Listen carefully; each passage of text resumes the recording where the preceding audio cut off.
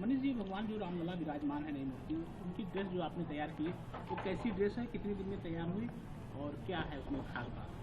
भगवान के जो वस्त्र हैं जिसका नाम मैंने शुभस्त्रम दिया हुआ है। ये वस्त्र जो है ये पीताम्बर पीले रंग का वस्त्र है, जो कि पीताम्बरी वो कपड़ा है जो हमने काशी से इसको स्पेशली तैयार कराया था। और ये वस्त्र जो है इसमें असली स्वर्ण और असली चांदी के तार हैं, और जिन पे कढ़ाइयाँ भी हुई हैं वो भी असली स्वर्ण और चांदी के तारों से ही हुई हैं। और मुख्यतः इसमें जो भी मोटिफ, जो भी इस पे जो कलाकृतियाँ आपको नज़र आ रही हैं वो पद्म चक्र और मयूर के ही हैं इसमें, और उन्हीं को हमने स्वर्ण और चांदी से इसको तैयार किया है। कितने दिन में तैयार हुए हैं? यहाँ तो हमारी टीम खुद दिल्ली से यहाँ पे आके रुकी हुई थी अयोध्या में, और हमने यहीं पे रहकर सारा काम तैयार किया दिन रात लगाकर। लगभग 12 से 15 लोगों की टीम हमारी ऑन एंड ऑफ यहाँ पे लगी हुई थी, और हम लोगों ने सब कुछ यहीं बैठ के बनाया और किया। तो समय का तो अंदाज़ा नहीं लगा, बिकॉज हम लोग दिन रात यहाँ पे इसके लिए काम किया हम लोगों ने, और बस हो गया। अच्छा, विशेष तौर पे क्या बनाने में जब क्या समस्याएं आई है, उसको तैयार करने में कितनी समय लगा? समस्या तो नहीं कहूँगा, क्योंकि लेकिन ये ज़रूर था कि कठिनाइयाँ थी, क्योंकि आप एक सामान्य रूप, एक सामान्य व्यक्ति के लिए डिज़ाइन करना और एक आइडल के लिए डिज़ाइन करना, वो भी जो प्रभु श्री राम है, एक बहुत बड़ी जिम्मेदारी का काम था।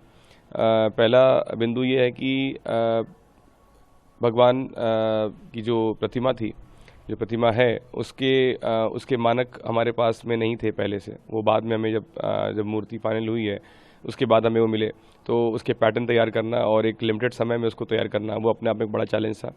दूसरा, नॉर्मल सामान्य रूप पे एक व्यक्ति बता पाता है कि उसे क्या चाहिए, क्या नहीं चाहिए, कैसे पहनना है, क्या फिटिंग है। लेकिन यहाँ पे प्रतिमा को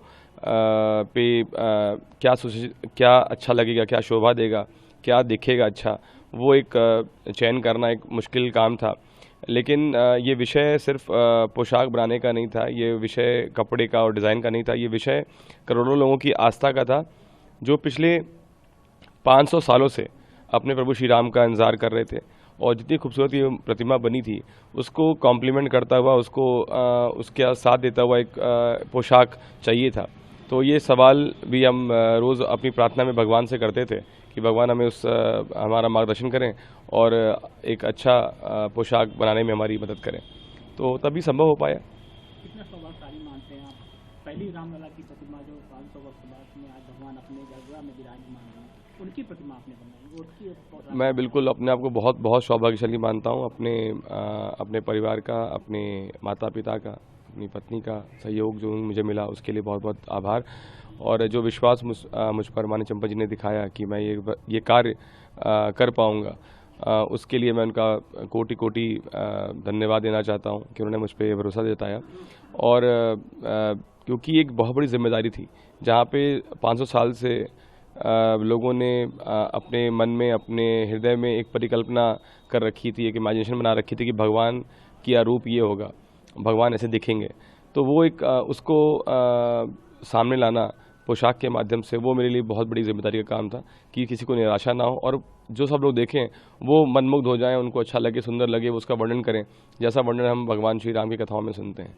आगे भी आप अपनी सेवा देते रहेंगे भगवान को? जैसा मुझे आदेश आगे मिलेगा मैं करूँगा। और आपसे बात करने का जो मेरा उद्देश्य यही था, क्योंकि मुझे लगा कि जिस तरह की लोगों के पास शायद सही खबर नहीं है, और वो लोग कुछ भी बनाकर अपना न्यूज़ चला रहे थे, तो मुझे लगा कि आपके माध्यम से कम मैं इस बात की पुष्टि कर दूं, और कम से कम इस बारे में बता पाऊं कि कम से कम जो जनता जनार्दन है, जो श्रद्धालु हैं, भक्त हैं, जिनकी आस्था जुड़ी हुई है, एटलीस्ट उनको पता रहे कि वो उनके भगवान पे क्या चीज़ सुसज्जित है, क्या चीज़ भगवान ने उनकी ओढ़ी हुई है। धन्यवाद।